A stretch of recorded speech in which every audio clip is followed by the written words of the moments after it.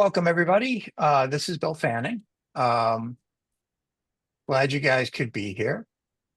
Just going to give a couple minutes for people to make their way through the gauntlet of Zoom to come into the room. Um, and we'll be off to the races. I'm really excited you guys are here. And I don't know where you guys are. By show of hands, who got to experience the heat wave so far this week? Everybody, or here in the Northeast, it was pretty wild to go from a 60-degree day to 106 degrees in I think 48 hours.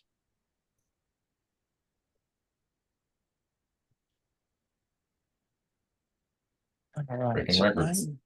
Yeah, absolutely. So I'm just going to give everyone another minute or two and make sure I keep letting everybody in on time.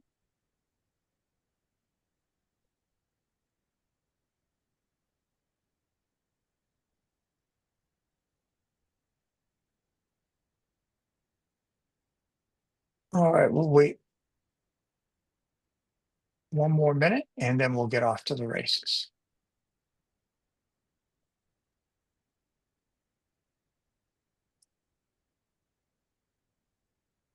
All right. So I'm gonna get rolling as I'm letting people in. But for those of you who don't know me, my name is Bill Fanning, and I help run the Talk organization. And I'm super excited you could be here. I'm really excited for this conversation today because I believe in all of the conversations and the discussion forum things, I notice a trend that a lot of organizations are on this journey to improve the digital technology that they're using to manage talent acquisition. Um, Takes on a lot of different shapes and sizes and variations depending on companies and industries and what they're doing, whether it's high volume hiring or digital assessment or candidate fraud or screening and scheduling. There's a whole bunch of things going on. But at the end of the day, what I think is interesting to me is it's all an ongoing digital transformation journey that we're on. And I think that journey is interesting because the technology has never accelerated as fast as it has right now. So a couple quick asks I ask every week. If you have the ability to turn your camera on, that's awesome. It gives us a little bit more of a community feel and that we're in a room having a discussion. If you can or you're having lunch, no worries. I totally get it. But I always love to ask. Please feel free to join the conversation, ask any questions along the way. This is meant to be a discussion, so definitely feel free to take part of that. And let's have some fun during this conversation. So again, really excited you could be here.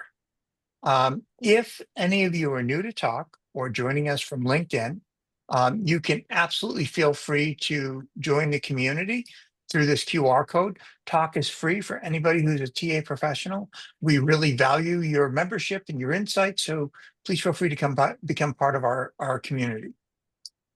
And just a quick update on a couple of calls. Oops, sorry. My fingers got carried away. A couple of calls we have coming up. We're talking about digital transformation tonight. If anyone's in the Philly area, we have a great event taking place there tonight. We are not going to be having a webinar next week because it's July 3rd. And I think a lot of people might be taking that off.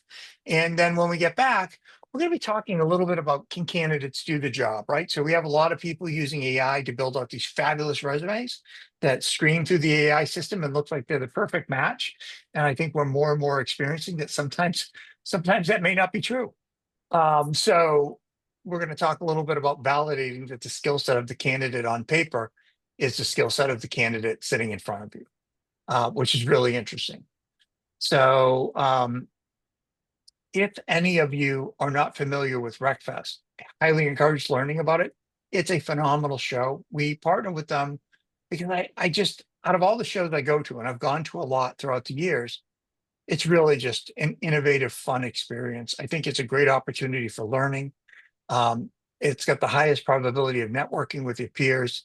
It's really just a great experience. So check it out. I highly endorse it. And I think it's out of the events we can go to, it's the one we walk away with the most fun and the most knowledge, which is really powerful. So I wanted to introduce our guests today, and I'm going to let them introduce themselves. But we have Shaun Landers from RPG. He's joined us, and he's kind of helped lead them through their digital transformation. And along with them, we have Alex Bender. He's from Avature. He's on their enterprise team, and definitely a functional expert in terms of the platform and the product. And collaboratively, they're going to be walking us through a little bit of the journey that RPG went through in partnering with Avature and going through that digital transformation, which Shaun led. So I'm going to just shut my screen down for a second. Wait, what I want to stop sharing because Shaun's going to share. But before we did, digital transformation's a really interesting area. And what I mean by that is a lot of aspects we can talk about. So what I wanted to do is just run a quick poll that I'm going to share with you. And I'd love to get your thoughts on your company in this idea of a digital transformation, where you are in the process. And so the poll is up. Take a look at it.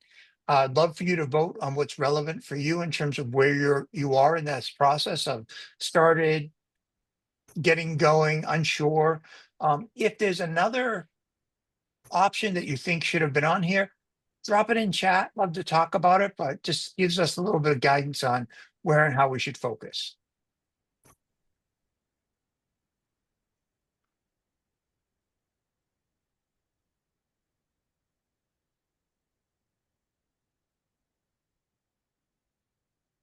All right, I am going to end the poll in just a second. So if anyone has any last minute votes, throw it up there.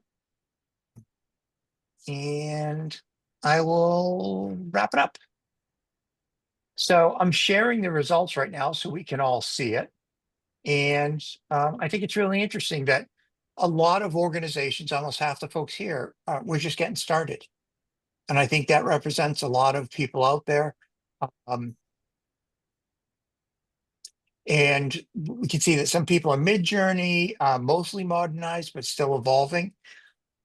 I'm curious, I'd love to get everyone's on the call's feedback, but I think that's going to be a common theme, independent of what we're doing, because of the acceleration of how technology is being developed, right? We could be fully integrated, but we're always going to be evolving because there's always new and cool technologies coming onto the market with generative and agentic AI. So awesome. So hopefully, Shaun, that gives you a little guidance on where to focus. And I'm going to stop sharing this and I'm going to turn it over to Shaun and to Alex for a couple of minutes to introduce themselves. All right. Thanks, Bill. Shaun, after you. All right. So good afternoon, good day. I'm Shaun Landers. I'm coming to you from the Northeast. I'm based in New Jersey. I work with RGP. We are a professional services firm, mid-sized global firm, supporting a number of Fortune 100 companies across the globe. And as Bill mentioned, we have been going through a digital transformation for a number of years now. I would say we're about midway through. So that was a response to the polling question here.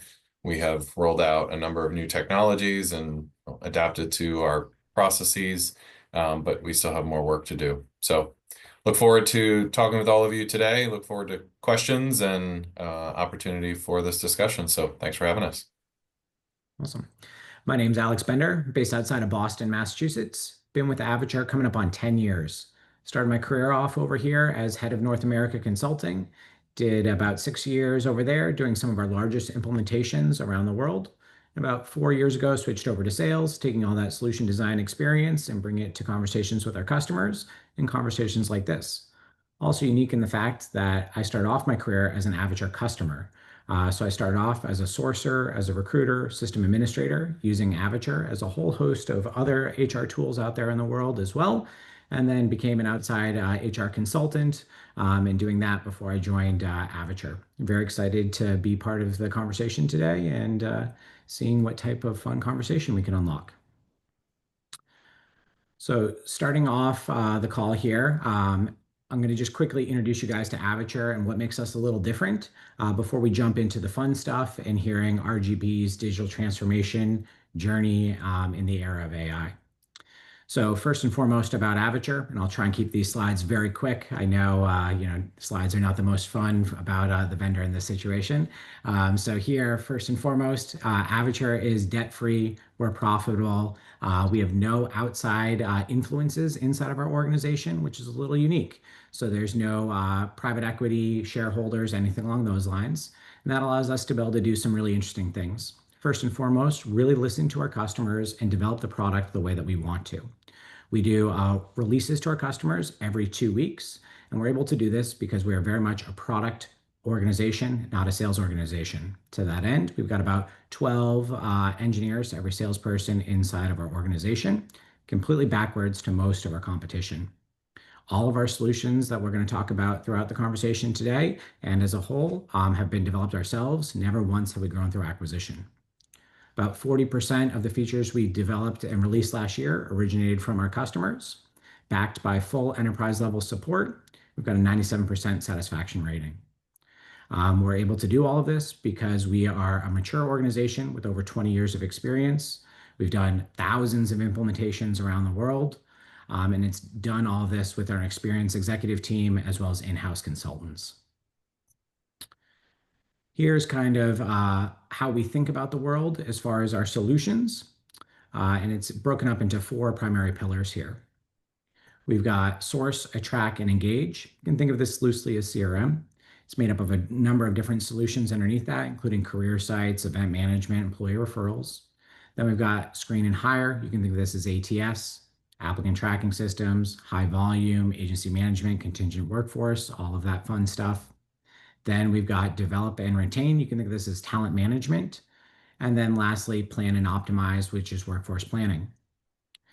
We've got this little nod to the Lego block analogy down here on the right, because as we work with our clients and our customers, we look to really understand what their needs are, and we can turn on bits and pieces of any of these solutions to make truly unique experiences for our customers. So this is some of what we'll talk about with Shaun in a little bit.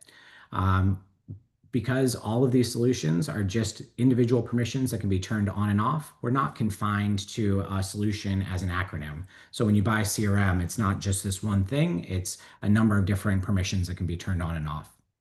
All of these sit on an AI layer that we've developed entirely ourselves, which has a white box approach, which allows us to be able to show you how it's working and for you to be able to play with the algorithm and turn things on and off and then push them in certain directions based off of your needs. And the last slide I'll bore you with today before we jump into the fun conversation is just a quick look at some of our customers. Shaun, if I can have you just push ahead. So Avature works with primarily large organizations. We've got about 1/5 of the Fortune 500, 1/3 of the Global 2000. And we've done hundreds of implementations around the world, as I mentioned previously. We're deployed in over 190 countries, and our bread and butter is organizations of 75,000 employees or more. That being said, we do have a number of small and medium-sized organizations as well. So no matter the task of the organization, how complex your recruiting or sourcing activities are, we've got a solution and a way to be able to work with you on that side of things. I'm going to turn it over now to Shaun to kick off the introduction to RGP. All right. Thanks, Alex. So as I mentioned at the start, excited to be here. If you're not familiar with RGP, we're a mid-sized company. So we're a professional services firm positioned to support our clients through staffing, consulting, and also outsource services. We partner with 88 of the Fortune 100 companies across the globe and in support of various people, process, and technology initiatives.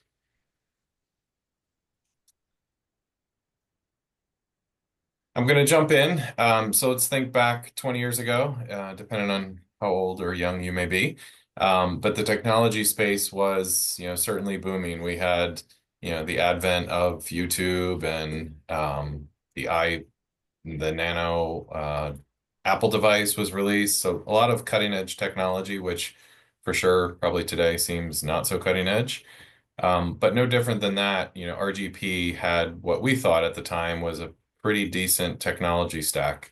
So 20 years ago, we had 3 core applications, Adapt and Scoop, which were essentially homegrown, customized, applications that supported our enterprise related to talent systems. So it was, and I like to use the air quotes around this, it was our ATS, it was our talent CRM, it was our sales CRM, it was our professional services, time and billing, reporting system, and also a document management repository for legal contracts and employee related documents, offers, agreements. Scoop was the equivalent for our European and Asia colleagues in Asia Pac. Supported a lot of the same functionality, yet a different system. And then underpinning all of that from a financials perspective is we were operating on Great Plains.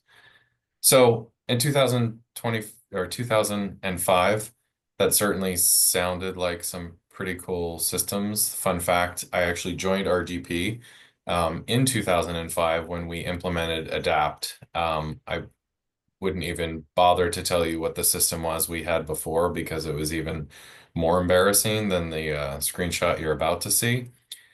But this was Adapt. This was a cutting edge in 2005. This was, wow, look at this application. It looks so much cleaner, slicker, modern, just to be able to provide, information around our candidates. So this was 2005, and I'll be honest, it really was not that slick, but having seen what we had before, it was. This application carried us through 2024.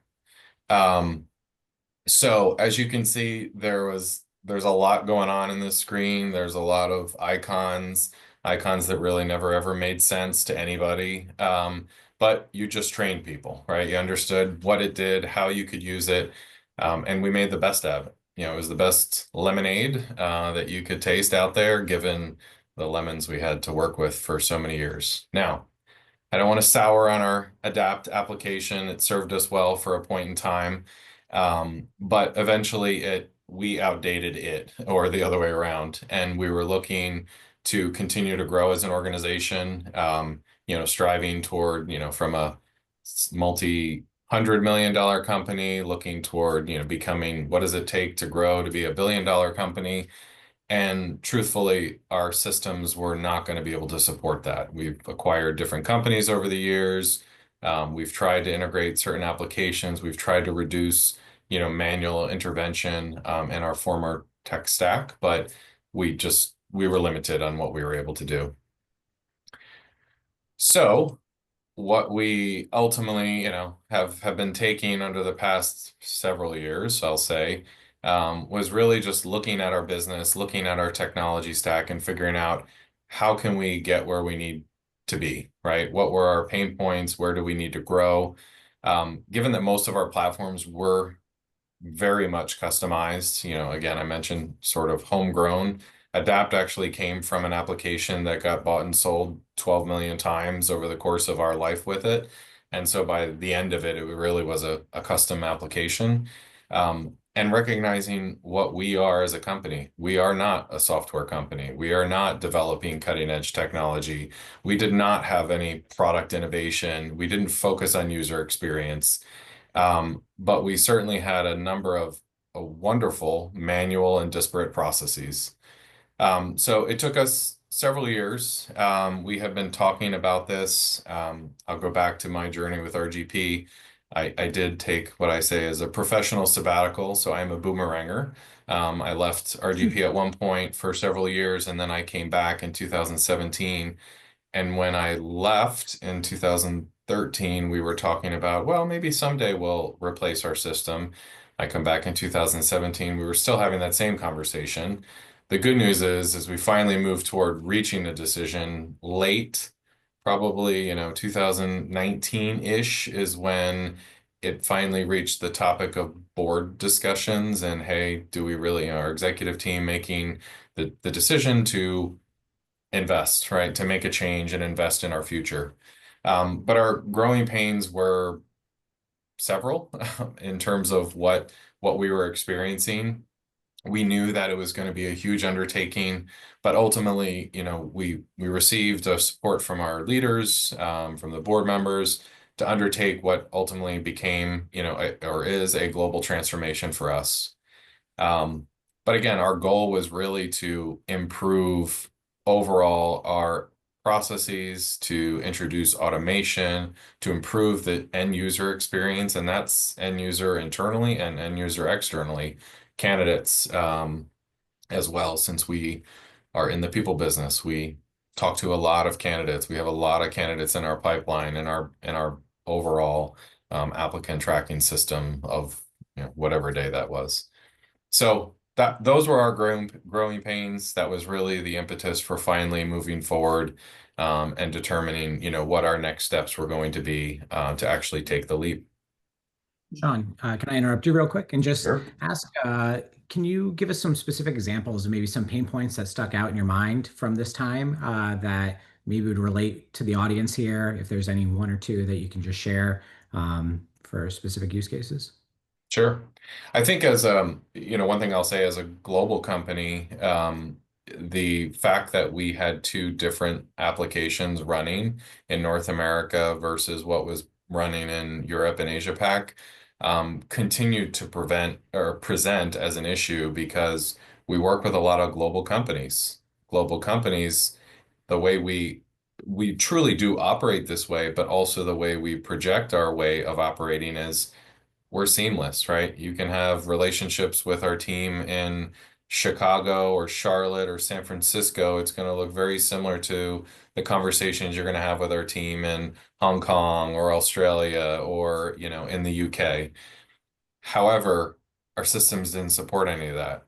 There's no visibility across, each other's ponds to figure out, well, you know what, if I'm a salesperson or I'm a talent team member in the UK talking with one of our global accounts and they want to know, hey, we've got this confidential project underway. We're going to need resources in these countries.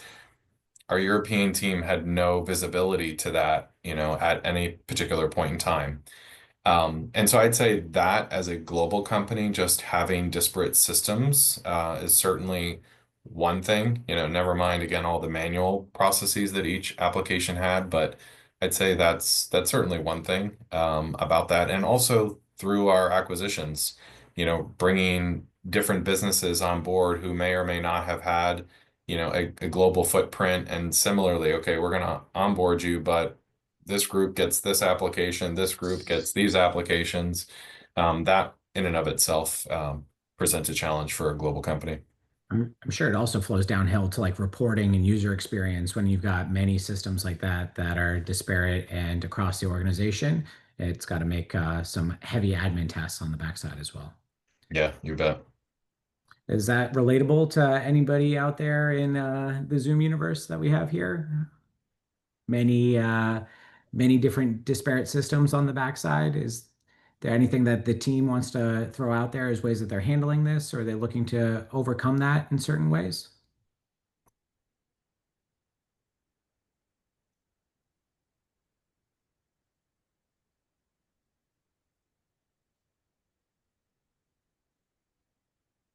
I'm curious who might be sitting there with a homegrown system Yeah. similar to what Sean shared with us, because the fact that that was in operation up until 2024 is is surprising. And I've being somebody who's used a lot of those systems that look like that, I'm curious who else on the call might have, or maybe still using something with such profound user, what's it, the UI?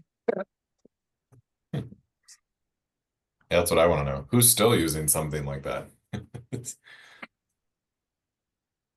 I can tell you, I'm working with two large financial services organizations that have their own private proprietary systems that look maybe worse than that. So they do still exist out there in the world today. And if you're one of those people that is sitting on one of those old systems or looking to new ones, know that there are other options out there.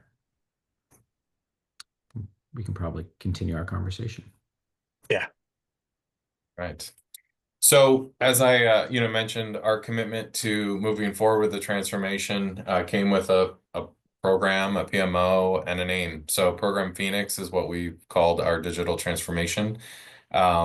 Just as if you're familiar, or if not, after this gathering, you can go research the definition and story behind the Phoenix. But very apropos in our world in terms of what we were seeking to do is at one point across the talent organization, and I don't mean this with any um, hatred or true, negative energy, but it was hashtag kill adapt, right? Because it was one of those things where the system had reached its end of life. Like, let's just put the system out of its misery. It became sort of an internal rallying cry, and in a playful way, again, not in any true anger-filled way, but it was time, right? It's time to move on and to improve our potential for our future.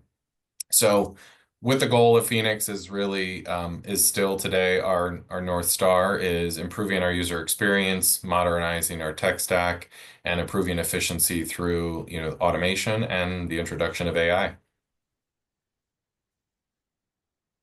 Very cool. So before we jump on, I had a question. And I'm curious because this is always something that fascinates me. I was going to run another quick poll, and the question really, let me jump it up here so you can see it.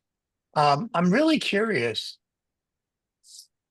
I think the growing pains that Shaun just outlined are something we can all similarly feel, but there's a lot of, kind of challenges we need to get through them. So I just put a poll up there to see, as you guys look at your world, what may be impacting you for having your own Project Phoenix. And just thought it would be interesting to get some feedback on that.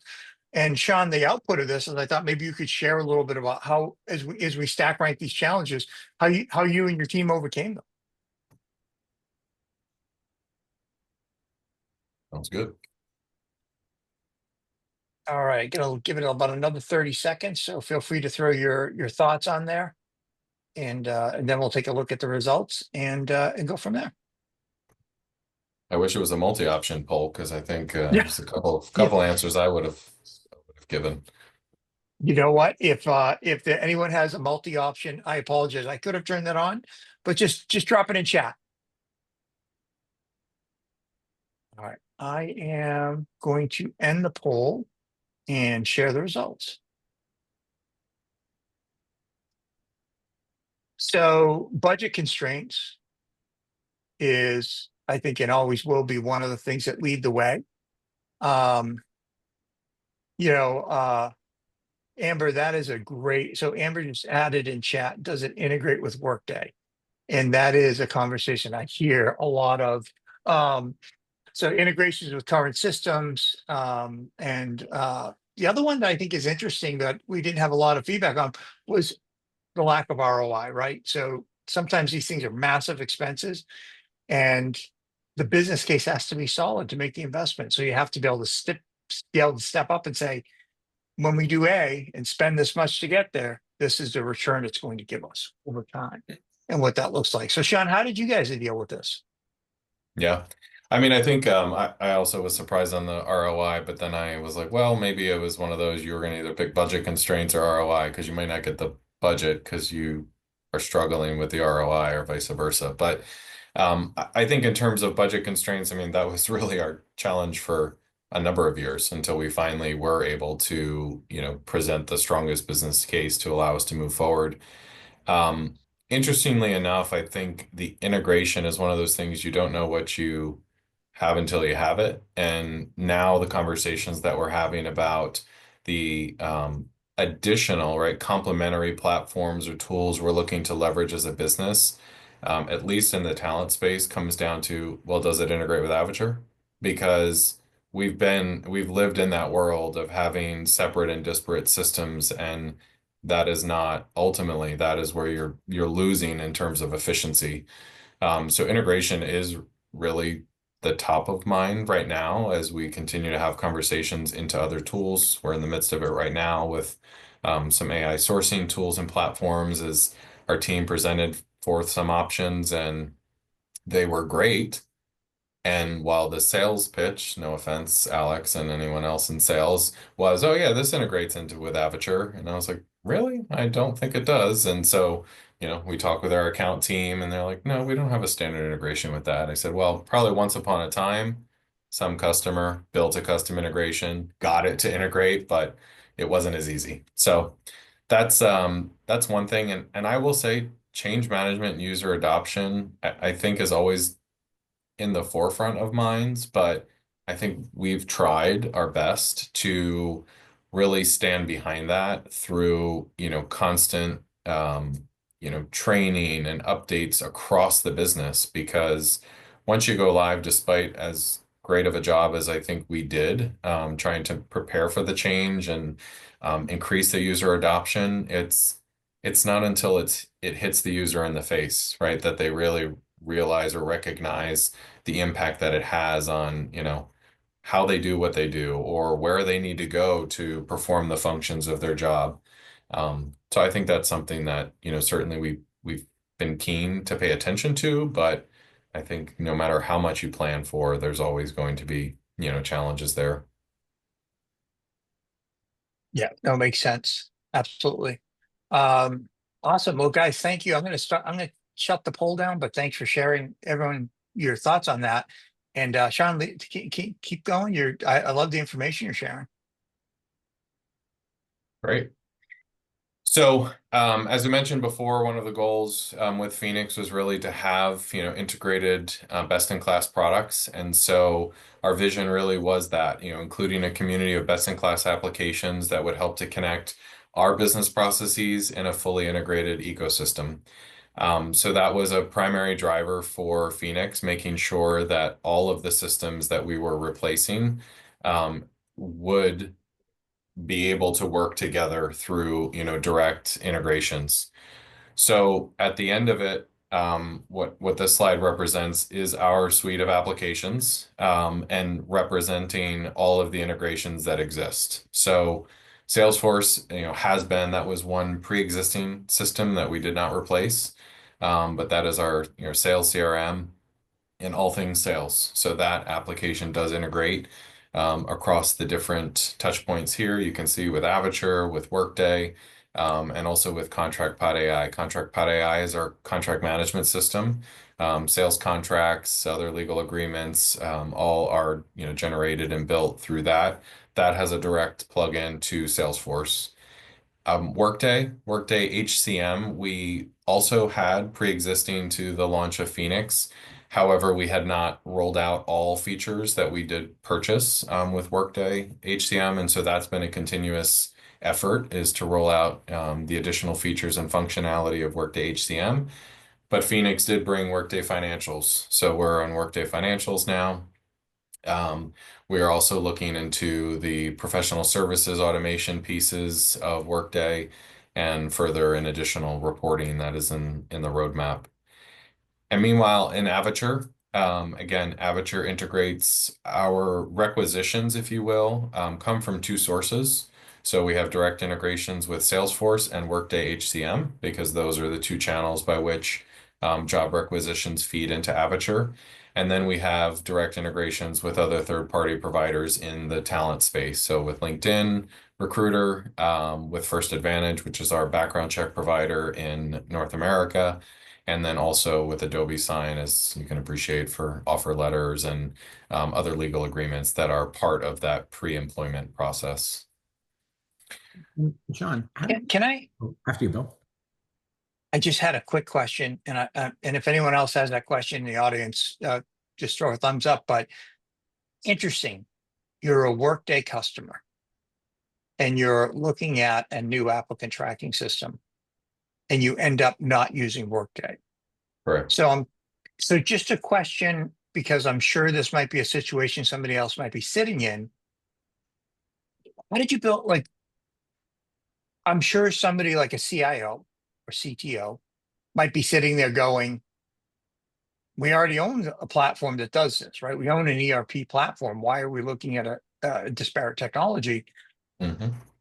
That's an interesting, like, can you talk about that for a second? Because that fascinates me. Maybe it's just Sure. me, but I'm sure I can't be the only one. It's like, hey, why didn't you use Workday? Yeah.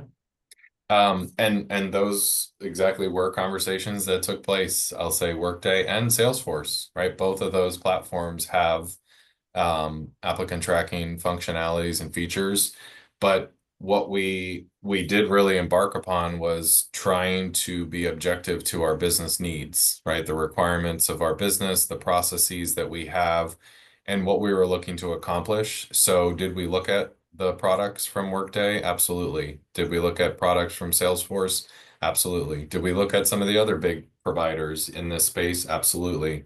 But when it came down to it, it was really taking back to our talent processes, what we wanted in a CRM and an ATS system, based on how our business operates. And, ultimately, Avature, of course, won in the decision process. But what I would say about it and why we selected Avature was one, that we were able to have integrations with the systems we were not changing. We had, and that was without sacrifice, right? We weren't having to put a square peg in a round hole to Right. enable us to Right. have Avature and still maintain Workday HCM. But we were able to have a harmonious ecosystem of different applications.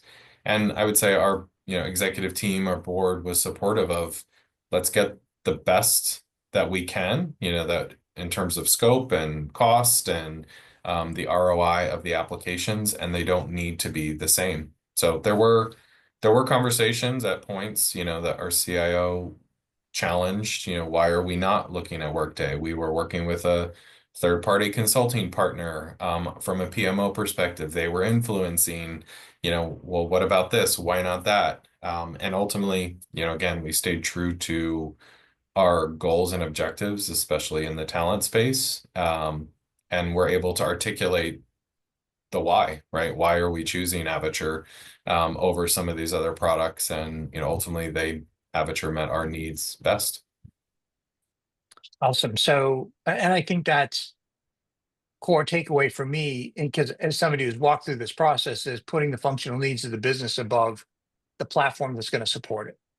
If I could summarize that, because I noticed in chat, Amber Myers is going through a similar experience right now.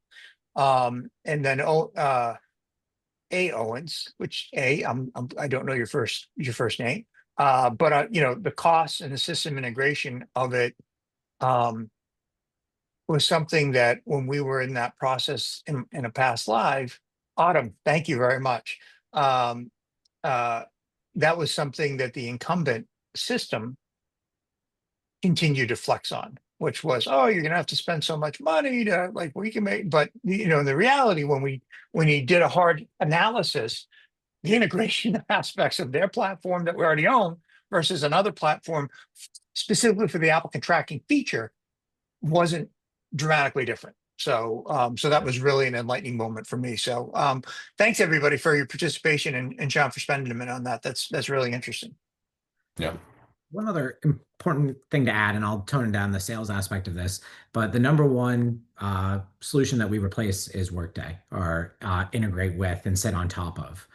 So just speaking to the experience for RGP and Sean, we often find ourselves in these situations where we're brought in with Workday as the incumbent, or looking to subsidize or optimize on top of them. And it's something that we see a lot inside the market. So just knowing that there's lots of this going on out there, and if you have Workday or any of the other large legacy ones, you're not alone as far as this experience and exploring different options from that side of things. But one other thing I want to ask you, Sean, too, is how did you come to selecting your 4 core vendors? Was there a committee inside of RGP that was put together to do an initial breakdown? And how did that work as far as just kind of taking down the curtain a little bit to look at how Workday or Salesforce wasn't able to carve out that niche where Avature came to fill in? Sure. Yeah, so I think within our program Phoenix structure, it was PMO led. And so, PMO was assembled from an overarching, program perspective and ensuring the governance, the process, that we went through a comprehensive system evaluation, obviously user requirements, but then the system evaluation and selection process. And with that, and I think it was touched on already, is that Bill mentioned in his comment, it was the functional leads being involved in all of those steps of the process. So this wasn't, centrally led. It was also not only the functional leads, right? So we've had, and I think this speaks to our organization, that we have the internal technical resources that also support these applications today. They supported our former applications. And so, I partnered very closely with our IT lead on the talent systems, who was the former, miracle worker of Adapt, right? She managed and maintained that system for so long, yet she couldn't wait for a new system. She's like, bring it on. Let me learn a new skill. Let me develop our own processes using a new application. And so I think that was it, having a cross-functional team governed by our PMO and ensuring that we were hitting the appropriate, stage gates and requirements and evaluation and reflection points to ensure that we weren't just biased, right? Oh, this one looks slick and can be the greatest thing for us. And I think that functional technical piece was critical. When you look at integrations, I say I know enough about integrations to be dangerous, but I have no idea of how to build one. I have no idea of the details that go into creating them, and also the types of integrations, right? It's not just a singular way of creating an integration. So again, I think having that balanced approach on our team was really critical, and also just collaborating, right? Just because I come from the talent space and I'm focusing, or was tasked with focusing on the talent systems, I also work, in my former life here at RGP, I work very closely with the sales team. I have been a sales user. I am familiar with the application. And so when we've gotten into integration conversations, I understand the sales process. I don't know how things were built in Salesforce because I don't have that technical depth, but I at least understand the user side. I understand the business process side of it. And when we've had to figure out integrations, it's okay. I 90% understand what you're saying. Now let's test that out. Let me understand how that's going to work on the talent side, the Avature side of the conversation, because we need to make sure that it works pretty well. That's awesome. All right. So a little look into Avature. So this, slide really just represents our North Star was integration. And so with Avature, we did decide to purchase a number of features, not all, but I will say at the anchor point of which we definitely wanted an integrated CRM and ATS functionality. We previously had Adapt. We actually did use another third-party CRM tool, and the constant, lack of ROI was the fact there was no integration. Anything we wanted to do from a CRM perspective was separate, manual. We had no visibility into our candidate pools, vice versa. So that was really critical, that when we embarked on this journey, that we had sole sourced CRM and ATS combined, because we've already experienced the pain points of having two separate systems.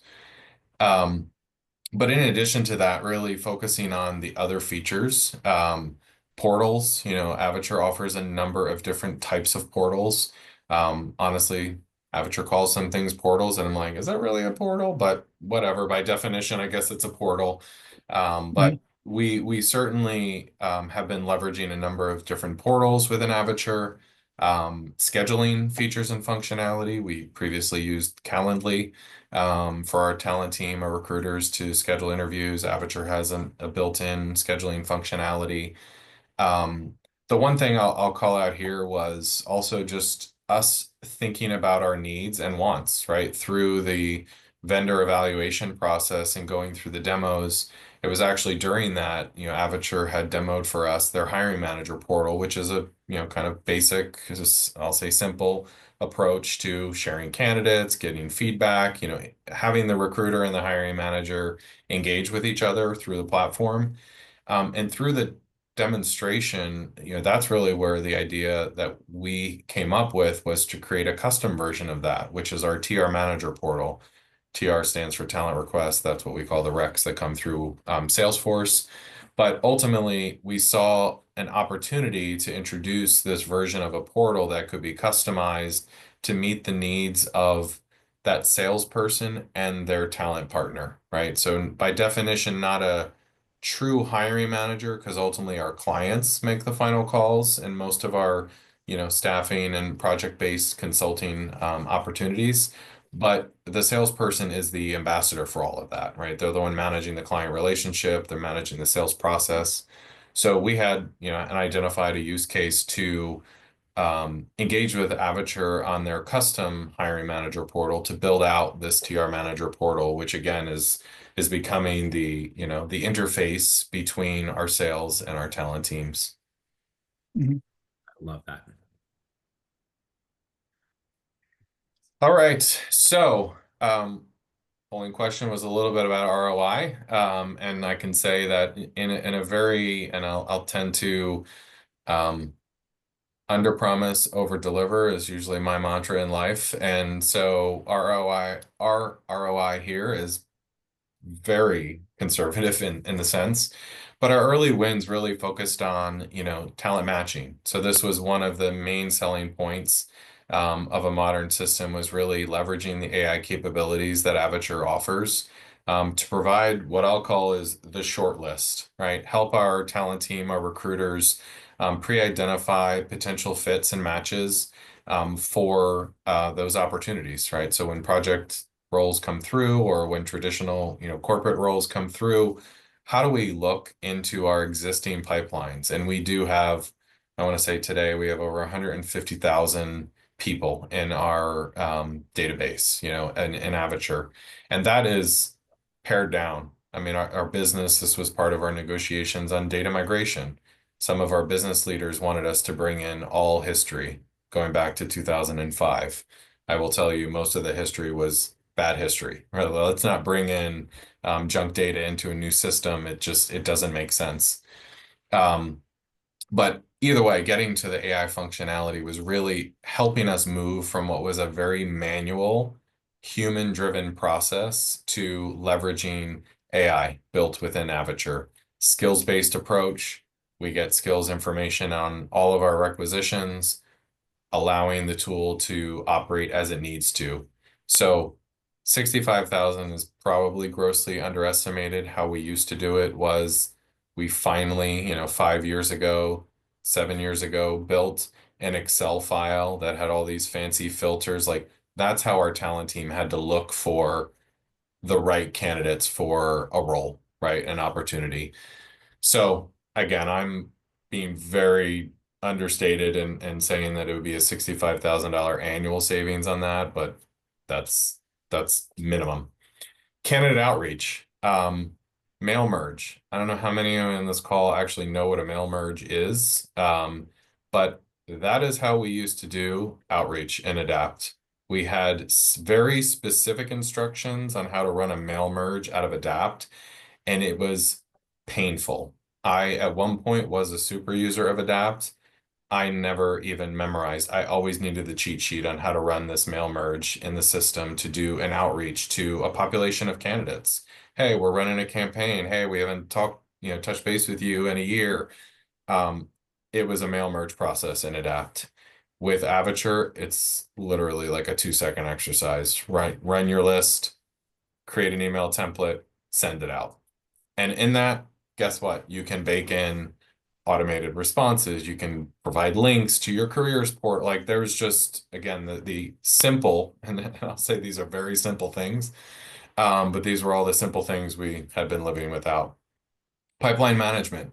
In our business, we are very much a pipeline-driven company. Our recruiters are always recruiting, whether we have a need in that particular moment or not. But we're always recruiting. We're talking to a lot of candidates. We're bringing a lot of candidates into at least early stage conversations with us. So managing that pipeline is key. Who is currently available or reasonably available within a notice period? That also was a manual process. You'd run a list, you'd send an email through Outlook, you would hope that they would respond. If not, you'd send a follow-up a week later, as long as you remembered to do it. Like there was all this manual intervention. Candidates come back to you, yeah, I'm still available. You'd swivel chair, you'd go into the system, you'd update their availability. I mean, everything was manual. Um, Pipeline management today, it's a dream. Self-service. We create templates. We run that same simple outreach list. We include a portal update link, a hyperlink that the candidate can go directly in. They can update their available date. They can update their work location preferences. They can update their resume. They can self-serve a lot of, we obviously decided what information they can self-serve, but it's self-service. No one has to do that now, right? I don't need you to respond back to me to tell me you're available. I'm running my list of my candidates every day, and you either fall on or fall off of that list based on your change in availability. Reporting, reporting is, I'd say ultimately, as with any application, I find this is where there's a downfall of a lot of systems. They do it okay, but maybe not amazing. But anything honestly was better than what we had. Reporting that we used to have was static. It was point in time. We had a reporting team member who pulled talent data. It would take her days to extract the files, the data, pull it into Excel, run all of the analysis, create pivots, maybe put it in Power BI, like just a very, slow and painful process to having actual dashboards real time built in Avature for our talent team, our recruiters that, oh, you can see how many interviews you did this month. Oh, you can see how many candidates have come from this recruiting source. It's all at your fingertips. So some of these things, again, in 2025, don't sound like new things, but for us in our journey, these were amazing, right? Like these were very, simply stated, we exceeded our goals as far as I'm concerned in achieving just the modern infrastructure, improved efficiency and scalability, and ultimately a better user experience.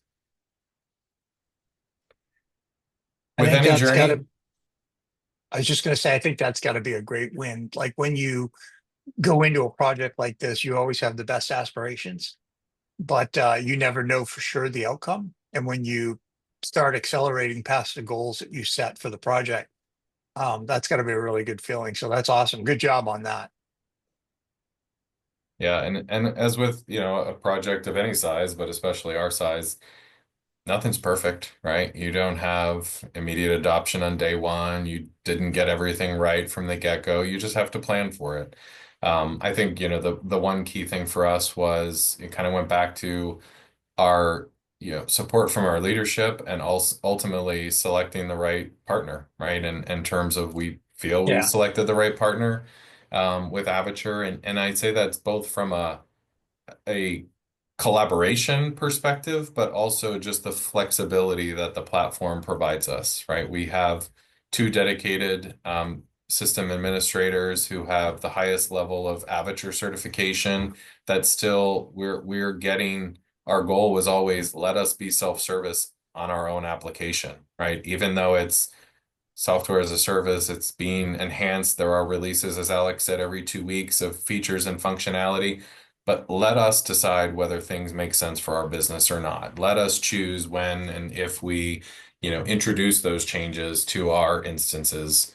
So I think just having that partnership has been key. We've certainly benefited from it, getting insights, and I'd say Mhm. also being flexible. I mean, Avature is one where they have a very open, collaborative approach to getting customer feedback. They have a internal or, process with their customers that is feature requests. In the beginning, we heard it. I was like, I don't know what that means. What do you mean by a feature request? But truthfully, you have an idea, bring it to them. Here's the idea. Here's our use case for it. And I'll be honest, having been on the platform for just about a year and a half now, things we raised as feature requests have already been introduced and rolled out. Now, I don't want to think it's because of us. I'm assuming we were one of other customers who had made the same request, but maybe our request just enabled it to teeter to that point of, okay, maybe we should do something about this. We have several clients asking for the same thing. But that's been nice. We've been able to bring that feedback back to our business and say, hey, you know what? They can't do that today, or the system doesn't allow for this now, but we'll submit a feature request. And the fact that we've already seen a few of our feature requests come to action, that helps, right? Continue to build that relationship and partnership. Managing scope and expectations, and I'll touch on really just the approach and timeline. There's no science to this. There's an art. in the sense of, managing expectations, understanding what a system can or cannot do. We've had a lot of internal conversations where it's we want more AI, and then I'll pivot back to the business and say, but do we? Because we have some very basic automation features that you all have rejected. So watch what you wish for, right? You're asking for something, yet some things that are very basic you've rejected. So I think it's important just to have those healthy discussions and dialogue internally to help you really manage scope, because it can be endless, right? We have a backlog. We went live with a backlog of things and feature requests that came through our user acceptance testing, or as new users started to see things. But you just have to manage that closely and tightly. Um, Yeah. and I think for us, the last thing is really just the phased approach, that we had high ambitions. We truly set out Phoenix originally that we were going to do a big bang globally. We were going to replace all of these systems and do it globally. And then we finally came to realization that we were maybe a little bit off of our rocker. And so we had to phase that and take different approaches. And so where we are with that today is we're just about ready to roll out through all constituents in North America, coming up in the fall here. And then we will be tackling our international colleagues. So touching on the European and Asia Pac scope of work. Mhm. Gotcha. Awesome. So I want to wrap it up just to give us time if there's other closing comments or questions. But really, what's next is really more AI. A lot of the AI functionalities that we're leveraging are inherent to Avature's, product suite. But we are definitely looking to take the leap. We are not the early adopters, right? If we were the early adopters, I would have been talking about this 5 years ago. But we are certainly taking the leap into AI. It's top of discussion from our leadership team, our executives around, well, what else can we do with AI? How can we incorporate different tools and processes? So just some simple things that we're undertaking is, again, features that Avature has rolled out. Not only do we have the ability to parse skills from candidates and resumes, we have the ability to now parse information from jobs. So the requisitions we're receiving really to improve the effectiveness of our sourcing and matching. If we're not transcribing information from a scoping conversation or an SOW into a requirement, then we're missing the boat, right? Because we're ultimately missing some critical information. So us turning on that skills parsing functionality from within Avature to look at our job recs coming from Workday and Salesforce is ultimately aimed at us improving their speed really at identifying those matches. We've introduced, functionality in our ecosystem. We're a Microsoft company. We use the Microsoft platform and Teams. So introducing AI notes into scoping that is being, right now it's a pilot, but it's being used to transcribe conversations right into the scope of a requisition, right? Instead of relying on that human, manual effort of taking notes and making sure I capture things, is no, leverage the AI functionality that Mhm. is, native in a product we already use. And yeah, right now it's a little manual because we're copying and pasting information from Teams into another system, but it's a step forward, right? How we can better Yep. leverage these tools that are out there.